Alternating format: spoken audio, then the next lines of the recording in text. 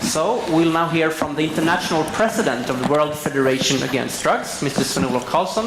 You have a long history working in this field, and we're very happy to have you here and talk about your work. So welcome. Thank you.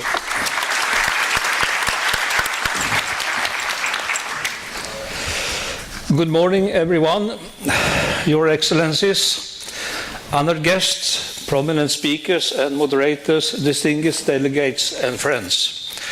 10 years ago, 2008, the first World Forum Against Drugs took place in Stockholm, Sweden.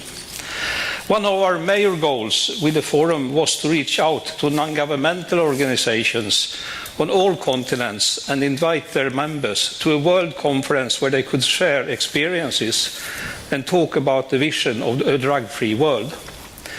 The forum was a success. One of the outcomes of the first forum was that the World Federation Against Drugs was established in 2009 as a global non-governmental organization. In 2010, World Federation Against Drugs organized the second World Forum Against Drugs, and every second year thereafter we have organized World Forum Against Drugs 2012, 2014, 2016, and now 2018, the sixth World Forum Against Drugs here in Göteborg take place. I would like to thank Her Majesty Queen Sylvia in particular for her willingness and support in being the patron for this sixth World Forum Against Drugs, as well as the forums we have organized before. Her Majesty's support is very important and is highly evaluated. I would also like to extend my sincere thanks to the Swedish government and the city of Gothenburg for their strong financial support to enable this forum to come to fruition. It has been very, very important. The World Federation Against Drugs is a global multilateral community of non-governmental organizations and individuals. The aim of World Federation Against Drugs is to work for a drug-free world. The members of World Federation Against Drugs share a common concern that illicit drug use is undercutting traditional values and threatening the existence of stable families, communities and government institutions throughout the world. We have since 2009 built a global network of non-governmental organizations and individuals, and today we are more than 200 member organizations from all over the world.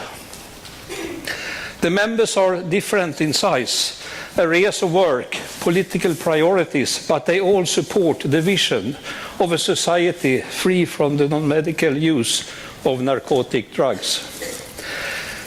The work of World Federation Against Drugs is built on the principles of universal fellowship and basic human and democratic rights. We believe that working for a drug-free world will promote peace and human development and dignity, democracy, tolerance, equality, freedom and justice.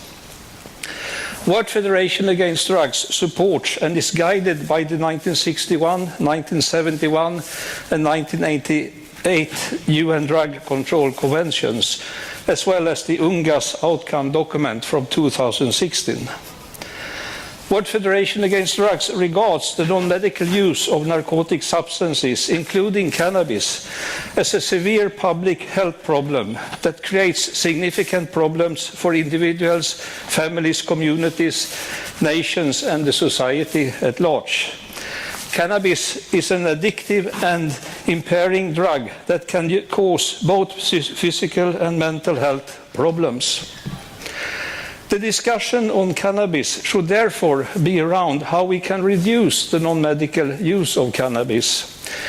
Instead of this public health approach, we see a worrying trend to move towards legalization of cannabis for non-medical or recreational purposes. Legalization of cannabis will result in more cannabis use, an outcome not in line with the intentions of the UN conventions. Increased cannabis use will result in more people suffering from adverse health and mental problems from cannabis. Prevalence of cannabis use disorders will increase. This is part because legalization invites the creation of a commercial for-profit industry, the big marijuana industry, that is incentivized to cultivate lifelong cannabis users. I have no doubt that big marijuana, like that of big tobacco or big alcohol, will find efficient distribution channels to marketing strategies to reach users of all ages of their addictive products. Efficient distribution will increase availability of the drug, its social acceptability, and as a result, increase its use. Although frequent cannabis users are in minority, they consume the majority of the cannabis used. The growing cannabis industry is dependent on frequent users to make high profits, and as a result will target the most vulnerable populations in their marketing. An important statement that needs to be said at every meeting and repeated over and over again while discussing the world drug problem is that the world's poorest communities are the most vulnerable to the harms of drug use and trade. Experience tells us that the balanced and restrictive drug policy limits the problem of drug abuse. The key success is to prevent the problem. The success of treatment is rather limited, although treatment must of course be a part of a balanced policy. The strength of the international drug control system is its universality, but drug policies are too important to be left to drug experts and to governments alone. It is a society-wide responsibility that requires society-wide engagement. This means working with children, starting from parents and teachers, to ensure that they develop self-esteem. This means supporting family-based programs because prevention begins at home. This means advocacy.